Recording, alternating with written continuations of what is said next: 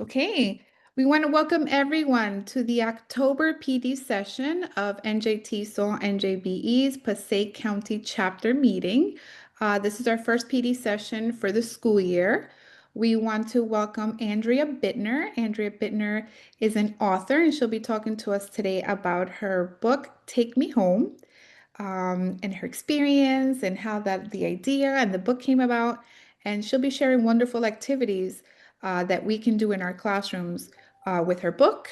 And she's a wealth of information. She wears many hats and does many things. So we're excited to hear what she has to share with us.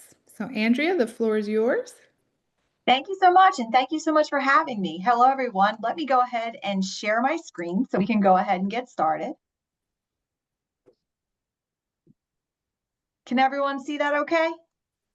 No, Hasn't? Yes. Okay, fantastic. So today's presentation is called What's Your Plan? Welcome to our true story. Be loud, be proud, be ambitious, and never give up. While we have this presentation going on, you are very welcome to put questions in the chat, and we will have some engagement pieces where I'll ask you to engage in the chat as well. A little bit about me. I'm in my 26th year in education. I've worked with every grade level through the time that I've been an educator. I've worked as a high school English teacher, a middle and elementary school Title I reading specialist, and an ML or English language learner teacher. I'm also a mom to a freshman at Penn State University and a daughter who's a junior, a wife, and author of a few different books. I'll talk to you about Take Me Home today, and I've gotten the opportunity to contribute to some other books as well. And I'm a speaker. In addition to teaching daily in Delaware County, Pennsylvania, I get to travel the country once or twice a month during the school year and more in the summer to support teachers on how to collaborate, communicate, and boost their confidence in working with our amazing students. So just to start off, I got some information earlier about where you are and what you teach, but I'd be curious to see in the chat how your week is going. Are you feeling like you're on tornado watch? Are you feeling like you have sunny skies? Are you feeling like you're still in a fog? Or maybe it's pouring rain or partly cloudy. So take a minute in the chat and just drop how your week as an ML teacher is going.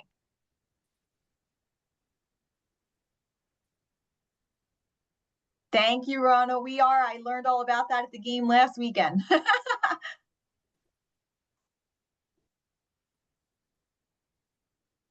Partly cloudy, semi-tornado. I like it. Semi-tornado, sunny skies, partly cloudy. Definitely a busy time of year. Thank you so much for sharing that. A lot of pouring rain. Oh no. Sunny skies today, but usually still in a fog. Excellent. I like that too. All right, so we're going to go ahead and get started. And I also want to ask you to think of one more idea in the chat, and that will directly relate to where I'm headed next. I want you to think about and drop in the chat heroes, hardships, or highlights. It could be someone in your life that you consider to be a hero. It could be a hardship that you or your students or someone at school has overcome. Or it could be a highlight, something that you're proud of personally or professionally that has happened this year. So go ahead in the chat now and think about a hero, a hardship, or a highlight.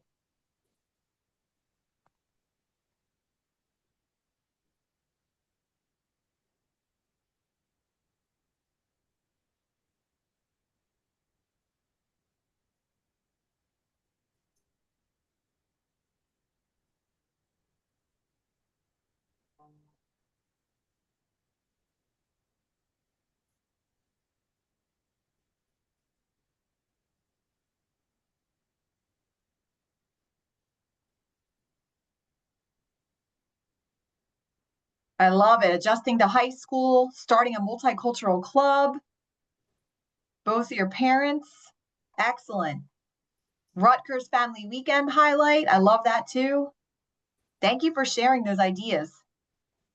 The reason that I'm asking you today to think about heroes, hardships, and highlights is because today I'm going to tell you about some young people who I consider to be my heroes, who went through many hardships and now are at a point in their life where they're celebrating many highlights. You see, about 10 years ago, I worked with about 40 students at Interboro High School, and they came from all walks of life. I had students who had crossed the border. I had students who were adopted. I had refugee students. I had students who were born here.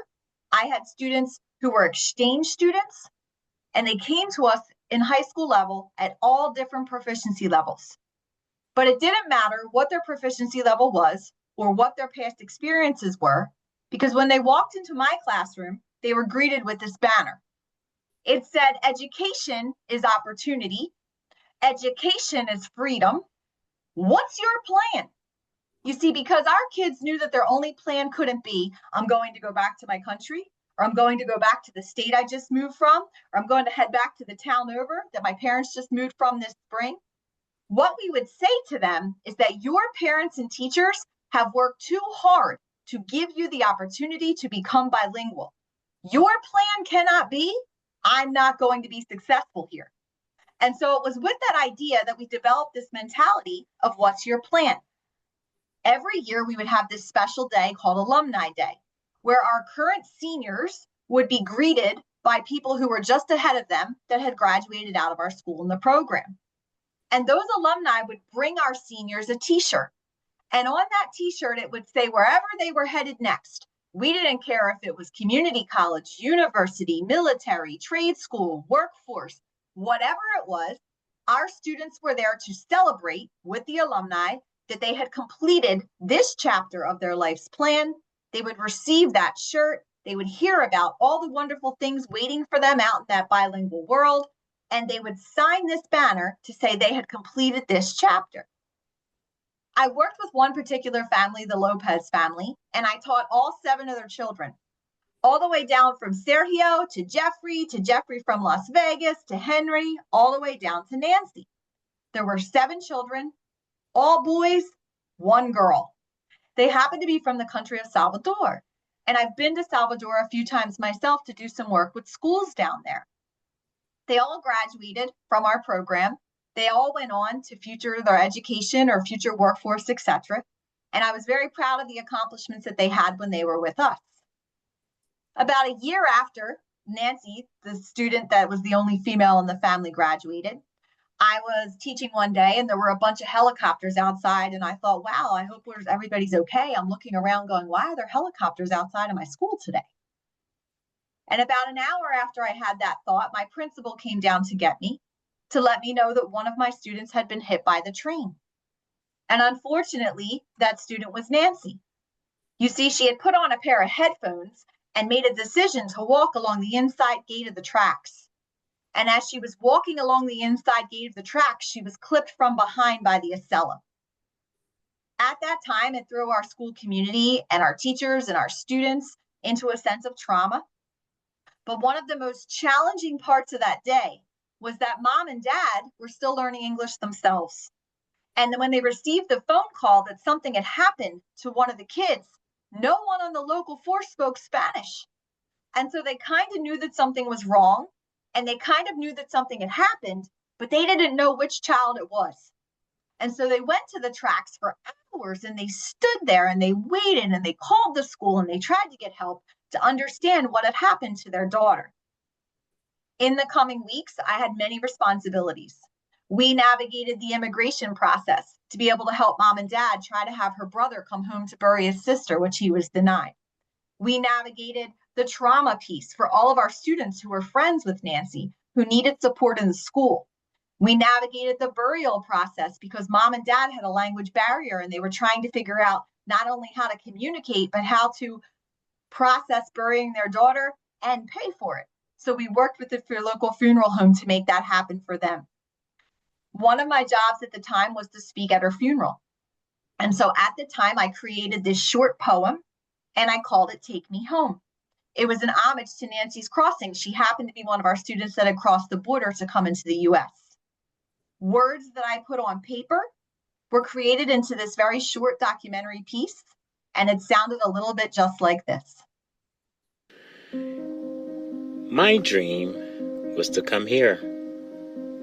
But little did I know that today, yes, today, my God would pick me up.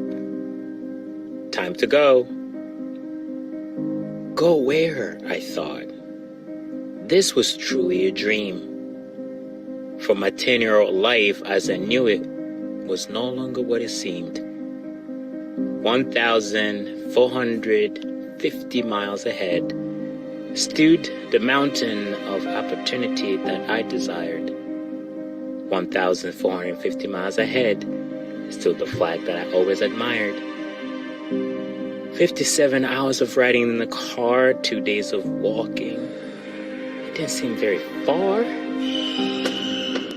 Levántate, he shouted. It's time to go through. Vámonos, Mommy whispered. I love you. I took a moment to think about everything we survived. Without showers, 0 toys, and no car to drive. We traveled many miles with the help of the smiling sun, with the comfort of soft raindrops, new friends, and thoughts of loved ones. As that flag appeared closer and my new life was to be born, Mommy bent over and announced, "We'll see Papa in the morn." And I smiled when I thought of my Papa that I loved. I had never met him, the man I was most proud of. $21,000 was saved to bring us here. He mailed us every single penny over the last 10 years, waiting for us. Yes, he was, waiting for us with eyes full of hugs.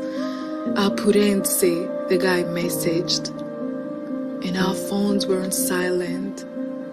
It was time to go through our final moment. My 10-year-old heart pounded as fast as it could, held onto Mommy's hands like I promised I would, and we strolled onto the welcoming land and walked a bit more, picked up by a van a bit unsure. "Buenos noches," Papa exclaimed as we pulled up to his place. Mommy sobbed tears of joy. And what made me happy is that they could finally embrace. And I looked around at this new life of mine, no language, no tradition, not sure of what I would find. This 10-year waiting period that we had endured made some people think my adventures is to be ignored. My hope is that one day I will speak the English language I love and gain an education I seek. But I miss my country, my family, my school, and this new place you call America. It has very different rules. So please respect, accept, and admire the young person that I am. For my journey began with the same ideas similar to those of President Abraham. But I could finally get a chance to meet friends, spread love and grow. A chance to join your world and share what I know. That America is the home of the brave. This America is the land of the free. And my mommy, papi, and I can finally be a family.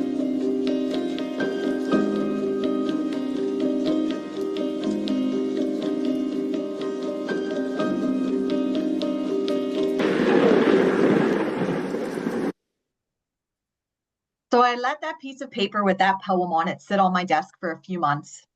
And I continued to teach these amazing kids. And I thought to myself, you know what? Maybe someone might be helped by this story. Because you see, what was happening was my high school students were coming into the classroom facing a lot of assumption in the school and in the community. They would say things to me like, "Miss Bitner, why does everybody here keep calling me Mexican? I'm not from Mexico. I'm from Brazil. I'm from Colombia. I'm from Salvador. I'm from Ecuador. Why do people say that?" Or other kids were coming in saying, "Miss B, I just moved here from Africa, and everyone in this school keeps asking me if I lived with lions. I didn't live with lions. I went to a private boarding school in a city." And other kids were coming in saying, everybody keeps making fun of me today because I'm wearing some things to represent my religion and they don't understand what that means. And so I took this opportunity to create a true story that would help break the myths and misconceptions and show the true diversity that lies behind our students. And so what I did was I went out and I found 11 of my alumni who were in their late 20s, early 30s, and I asked them the question we thought we had missed. I said to them, now that you're a young bilingual professional person working and living out in the world, and you can reflect back upon your school experience, what was it really like for you? And from those conversations, which took about 6 months, we created Take Me Home, the true story of 11 of my students who tell what it's like to become bilingual in America. We changed their names to names of strength. So you'll see names like Evidence from Ecuador, Fuel and Grit from Salvador, a pair of brothers, Plunge from Taiwan, Surge from Rwanda, Chance from India, Switch from Lebanon, Volt from Benin, Navigate from Ghana, Charge from Kenya. And I also thought it was very important to include the perspective of someone who is born here, because we know nowadays most of our MLs are. So Meet Embrace from Wilmington, Delaware. And from all those experiences, we created Take Me Home. We're very proud of the work and impact it's having not only in the US, but around the country. And I feel that this is so important because when you look at the high school graduation rate for our students, it is significantly lower than the average.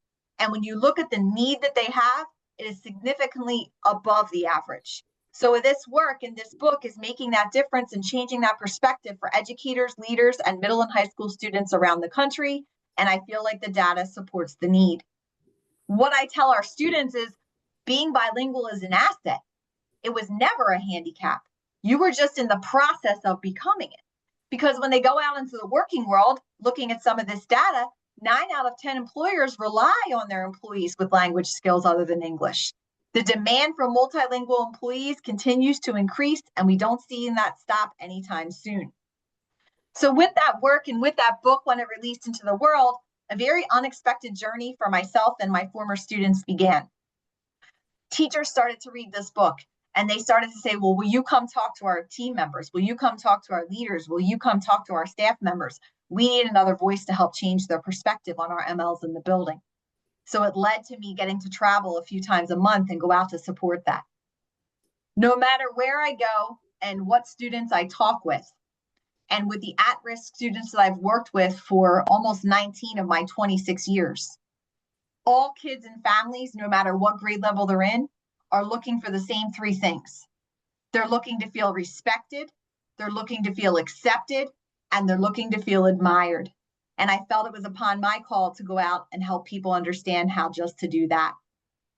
This book has created conversations around cultural responsiveness in buildings, collaboration between team members, confidence of teachers in working with our MLs. It's also created conversations about connection, how we're connecting kid to kid in buildings, kids to kids in other buildings, teachers to teachers in the social media in order to learn more from each other.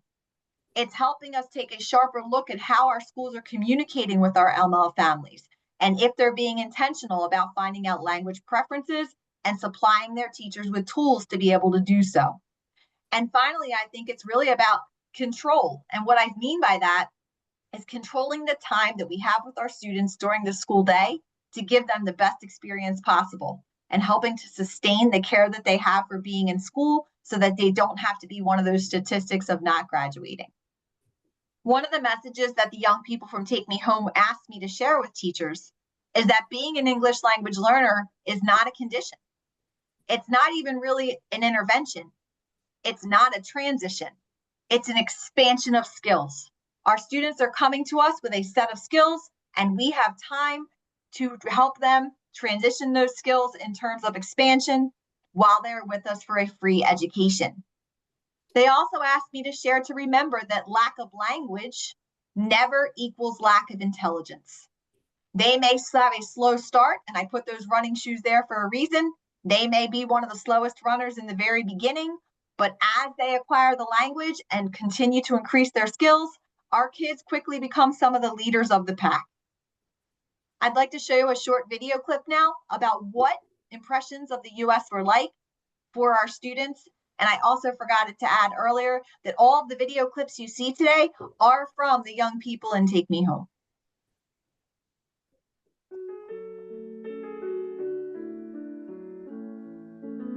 When I first came to America, I was excited, scared, and sad at the same time because I was moving to a different country where I didn't know anybody.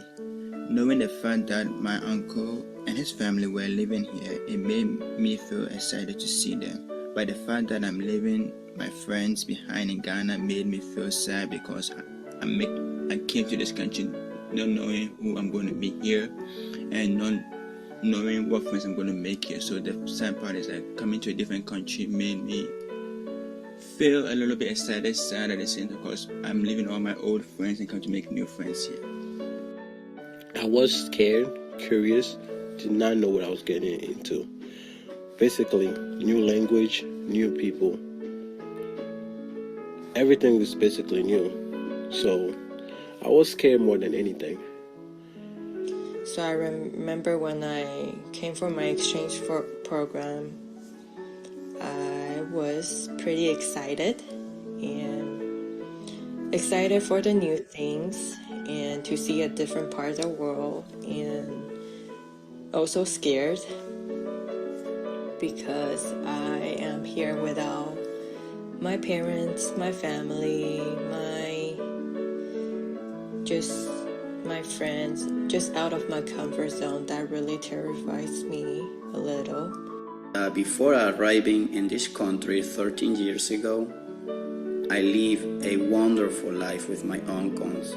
And of course, part of that wonderful life was because of my parents that God allowed them to enter this country, a great country of opportunities.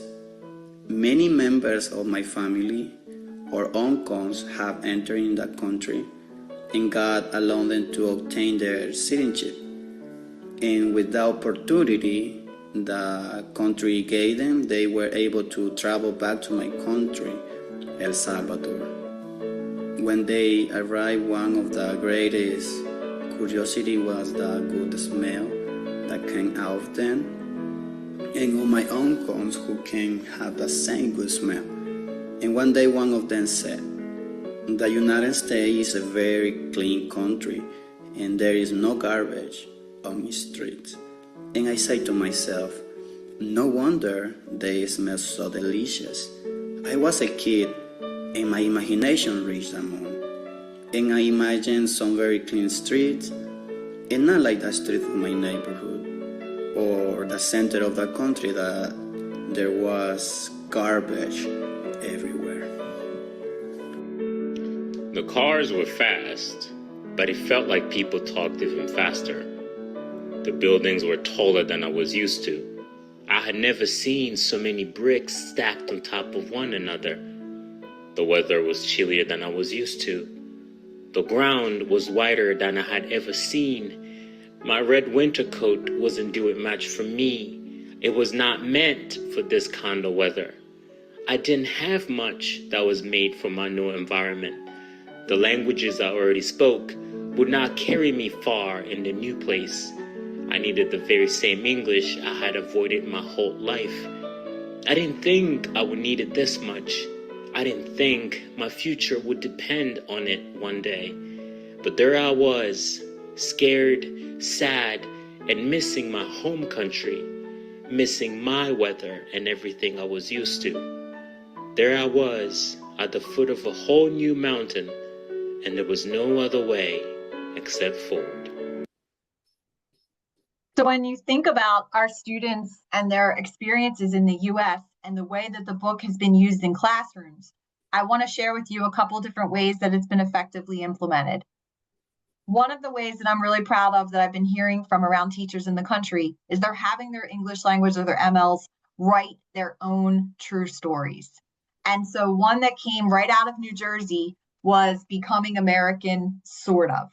And so in this book, they modeled their text. They each were dedicated a chapter. They got to pick their name that they felt represented them, and they got to relay their experiences of how they came to the US. And I can't tell you how excited I was when they sent it to me.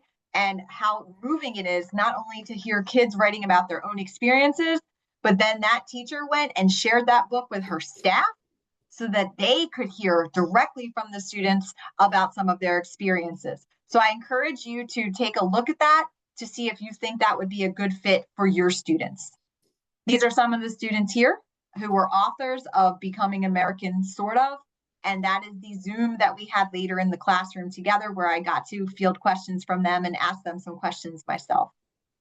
Something else that Take Me Home has been very helpful with for school communities are PLC studies. Educators and leaders from around the country began to use Take Me Home as far south as Florida, as far west as South Dakota, and as far north as Connecticut to positively shift perspectives in their communities to shed a positive light and show the diversity that our students truly bring to the table. I've also had the opportunity to see how Take Me Home has influenced future teachers. So I continue to speak to local universities and colleges. In addition to that, I received emails such as this one talking about how education majors or high school students say, I want to be an ML teacher in the future because I've read this book. And I think that that's awesome. That is contributing to that in a positive way. Teachers from around the country have also taken our What's Your Plan mentality and made posters and bulletin boards and banners in their very own classrooms. Be proud, be loud, be ambitious, never give up. This is an example of one I received from Texas, and she took that opportunity to put all of the students' countries, all of their flags to show cultural responsiveness, in addition to reminding them of their plan, and they are signing their banners and their flags upon graduation.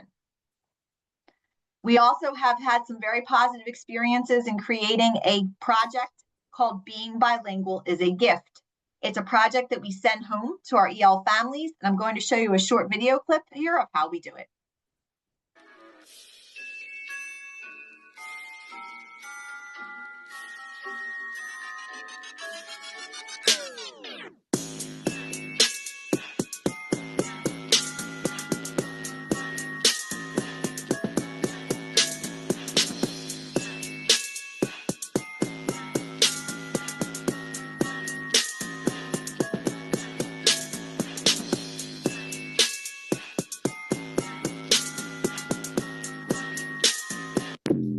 If you took a look at that video, you can see we had our kids brainstorm all of the reasons why being bilingual is a gift. We had them thank their parents for it in a letter. We laminated those letters, we took their hands, we put their country's flag in their hands, we attached it to the letter, and we sent it home as a holiday gift, and it was very well received by their families.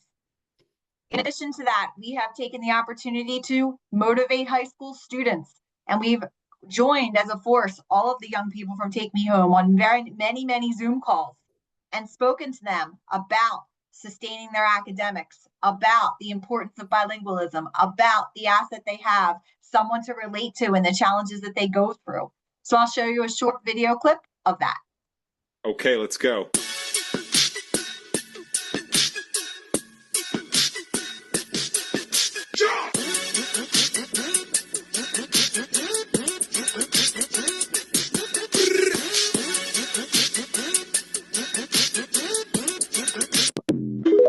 They were some of the responses of students that had been in the sessions and the positive takeaways they had after listening to our students. We also were able to create senior ML scholarships where we collected donations during the school year, and we chose 4 students in the senior class of last year, and we will choose 4 again this year to honor them, not just for their academics, for students who have made tremendous progress during their high school career. So we now have the Take Me Home ML scholarship that we give to students each year. In addition to that, we always wanted to remind our students that they can learn best from the people who have been on the path before them and are on their way back. So with that in mind, we always think about the idea that success leaves success, success leaves clues. No one better to share those clues than the alumni who are just before them. So we now have an alumni day once a year where they come back and talk to our high school students and our middle school students again about all the opportunity that is out there waiting for them. This is a photo of an event we had just recently.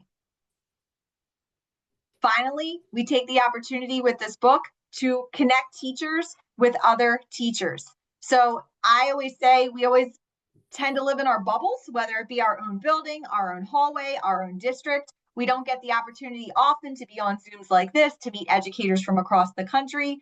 So looking for opportunities to listen to podcasts, reading great books. That's one that I happen to have contributed to with Dr. Andrea Bitner, who's a good friend of mine.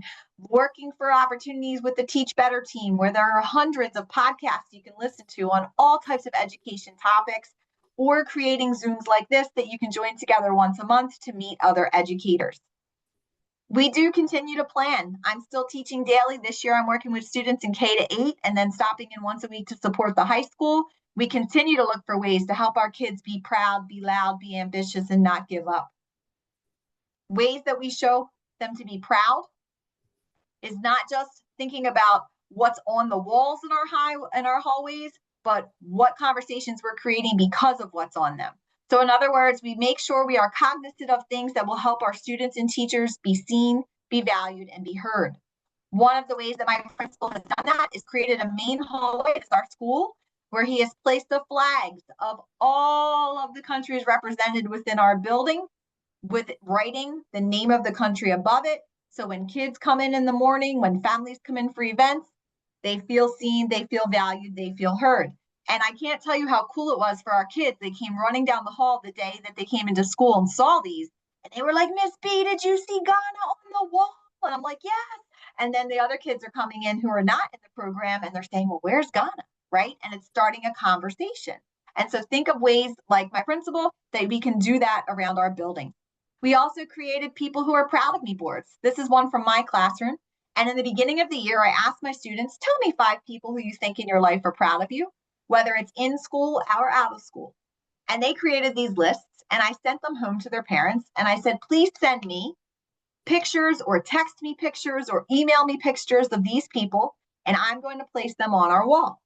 And so what you see below that, I couldn't even get the whole wide spectrum of it. It was so big, was all the people in their life that they felt were proud of them. And there were teachers and coaches, there were pastors, there were cafeteria team members, there were cousins, grandmas, uncles, all kinds of people. And so all year long, they felt that support from their family members or people they had chosen. And again, it created conversation between kids when they would come in and say, who's that? Oh, I didn't know you had an uncle, etc. In addition to that, we are always working to continue to be loud for our students and collaborate. One of my favorite emails just came in from a 2nd grade teacher, and she said, the pocket talker is awesome. Thanks so much for this. She ordered chicken lunch in English today, chicken nuggets. I was so hyped, right? And so that's just an example from a teacher and the importance of the collaboration that she and I have to utilize resources and to celebrate these small wins. And that work continues all year. Again, encouraging you to have countywide PLCs, getting together with other chapters, getting together with other districts, getting together with other EL teachers. Bursting your bubble will really help widen your resources, tips, tricks, and inspiration. We also have to continue to be ambitious. This is an example of how the ambition and the teamwork and the collaboration of our team helped our students become extremely successful. I arrived in the US in December of 2007. I had already missed my fall semester, but I didn't want to miss the spring as well. So I went to 11th grade less than a month after arriving in the US. Talk about jumping in the deep end. Through broken English and a lot of gesturing, I learned that I could do double the work for double the grade. So I stayed every day after school to catch up on physics with Mr. Bento, math with Mrs. Pullen, and English with Mrs. Lynch. In one semester, Mr. Bento taught me all the material that had been taught in the fall semester and prepared me for 12th grade college prep physics. Mrs. Pullen did the same in math and prepared me for AP Calculus. And Mrs. Lange prepared me for 11th grade honors English. It was a lot of work, but I wouldn't have been able to do it if each one of these teachers had not invested so much time and effort in me. Nonetheless, my best story is about Mrs. Emery. Mrs. Emery did something that would become pivotal in my high school years. When I arrived, I was placed in remedial English, and Mrs. Emery was an assistant teacher in that class. I went to remedial English for a week or so. Then I was told that I had been moved to honors English. I later learned that Mrs. Emery said that my drive to learn would compensate for my English. She gave me a chance to be challenged right away. Because of Mrs. Emery, I was placed in Mrs. Lange's class, where we always started the class period by writing about what was on our minds. I remember struggling with those so much. But Mrs. Lange always gave me a good grade and constructive criticism. It was that constructive criticism that got me through the high school ASIF format: intro, 3-paragraph body, and conclusion. She gave me my first blueprint to share my thoughts. And thank you, Mrs. Bitner. I came to you with a handful of words, but I walked away fluent in English. It took a village indeed. Thank you all so much. And it was exactly that team approach, that collaboration, that village that helped our student like Christian, who is now an analyst in the city of Philadelphia and graduated from the University of Penn, be extremely successful. So let me go to that next slide. And the last piece we always focus on is to never give up. We had an opportunity to start to think about the needs of our students when they felt like giving up. And one of the things we noticed as a district is that we weren't connecting our students quickly enough or frequently enough. And so, for example, I had 4th graders speaking Arabic that didn't know there were 6th graders speaking Arabic. We have 31 languages represented in our district. I had high school students who were Spanish speakers never meeting other Spanish speakers because their paths were not necessarily crossing. And so we saw an opportunity here to start to connect our kids district-wide.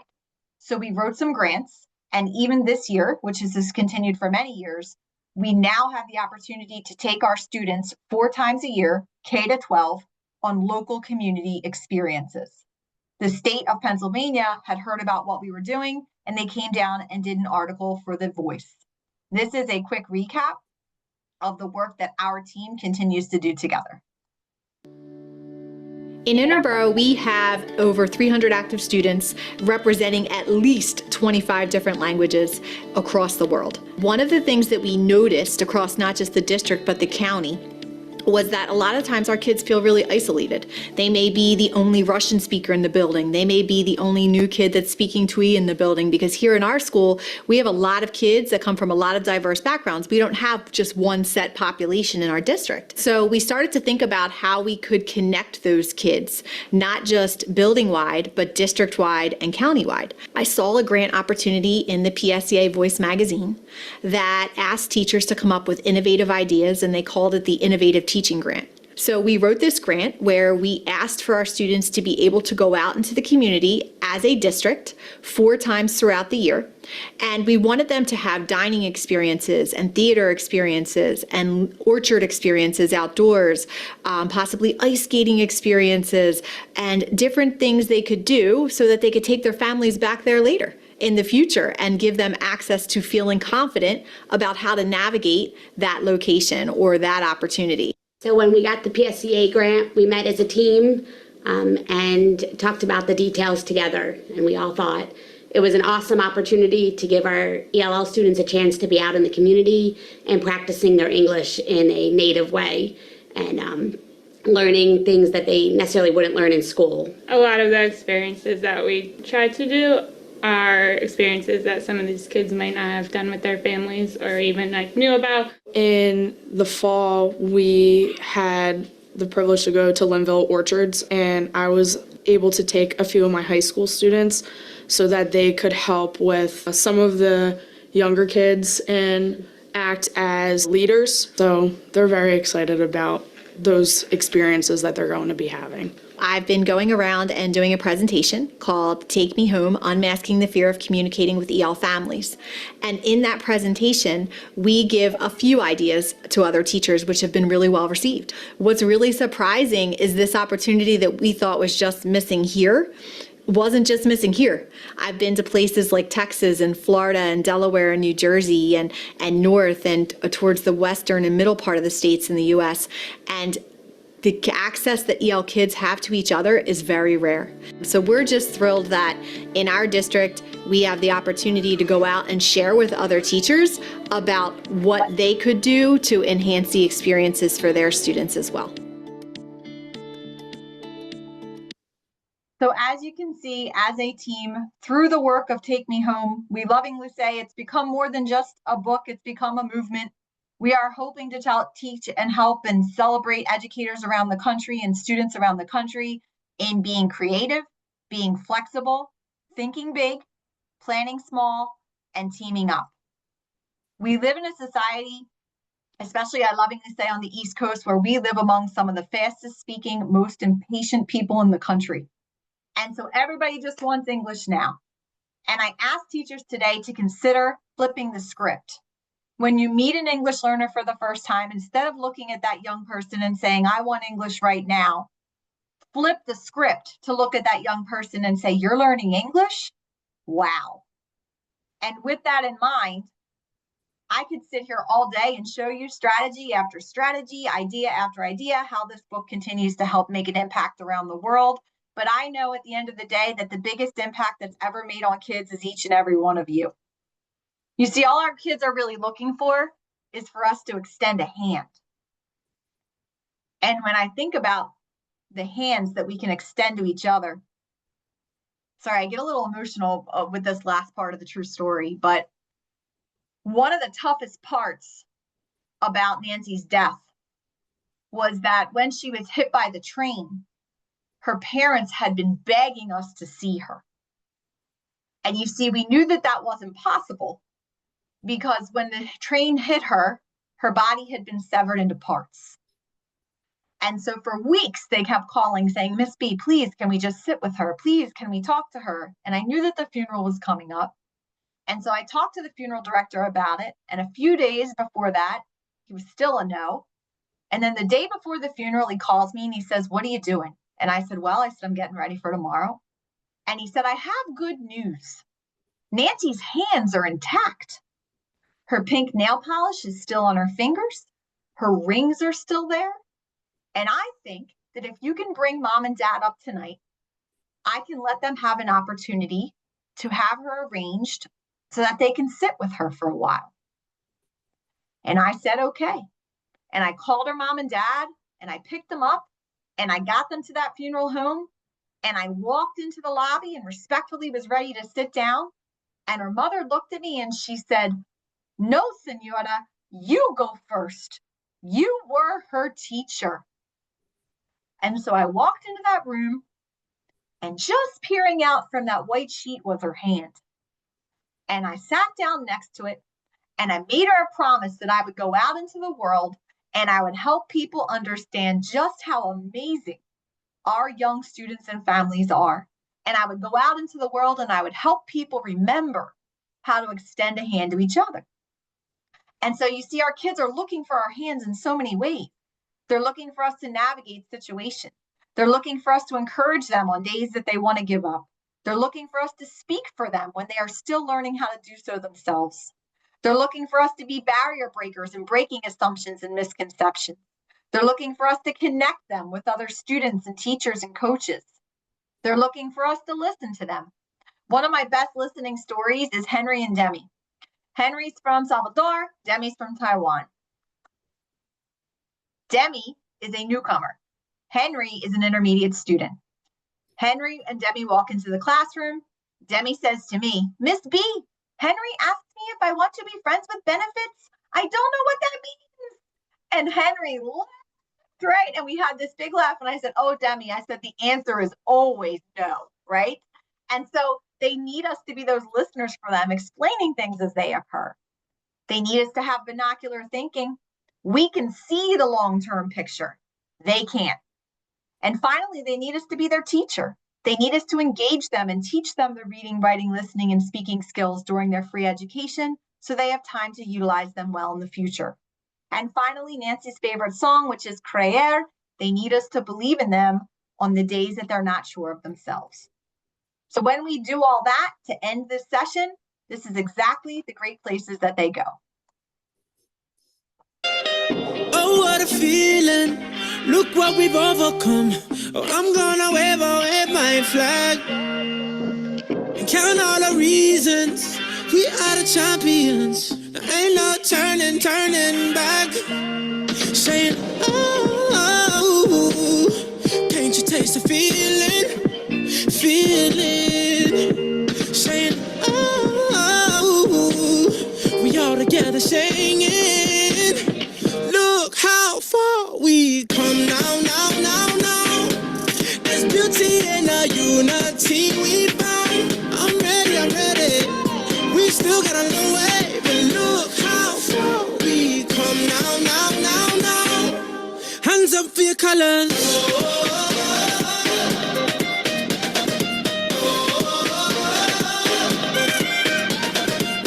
Ready the people, a new day has just begun, and I wear my colors on my back. On behalf of every English language learner, every English language learner family that you have had or will continue to have in the future, I'm here to say thank you. Thank you for all that you do to support them. And that message comes from me, our students from Take Me Home, and the youngest little Nancy, who was born to her brother in El Salvador just a few years ago and just started kindergarten. So thank you so much for being here today. I hope you took away some resources, some inspiration, and I hope our paths cross again in the future. Thank you so much. Thank you, Andrea. Thank you. I want to open up the floor for questions, comments, anything you want to share, anything you took away from the presentation, from everything that Andrea shared. So the floor is yours. You can just unmute.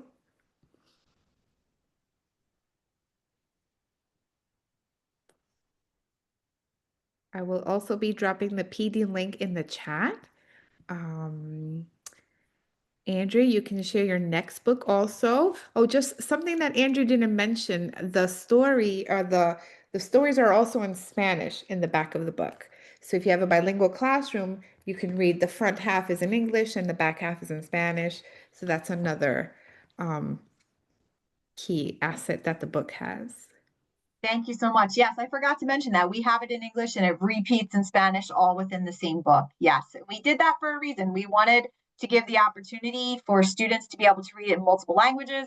And it was also very important to me that Nancy's parents could read about their own daughter. And so for both of those reasons, we printed it in both. Oh, thank you for all these kind messages coming in the chat. I appreciate it. Andrea, I actually have a question. Sure.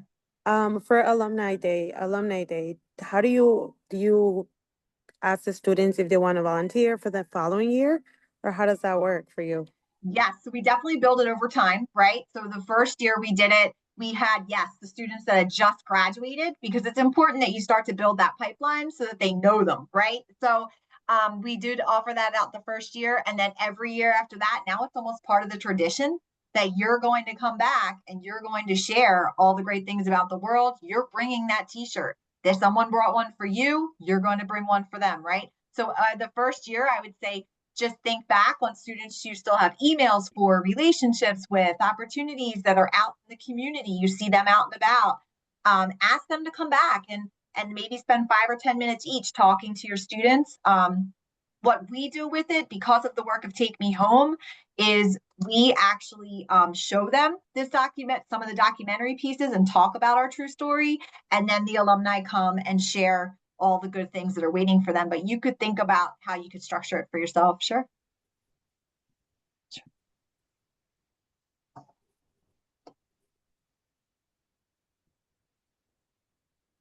Andrea, they're asking, how do we get a copy of the book? I got mine from Amazon. I don't know if there's another website or another link or. Yes. So the fastest, easiest way is to grab it right on Amazon. So I think that would be the best way. If you want an author copy, you're welcome to order one off of my website, which is andreabitnerbooks.com. But it is absolutely the same book as you would receive on that. If you do decide to read it with your students, I am happy to hop on a Zoom afterwards, talk to them, give them some inspiration, answer any questions they have, and bring some of the young people with me from Take Me Home. They like to hop on too and answer questions kids have and give inspiration.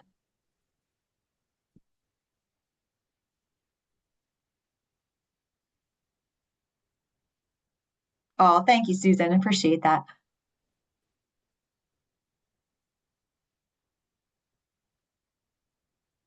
Any other questions?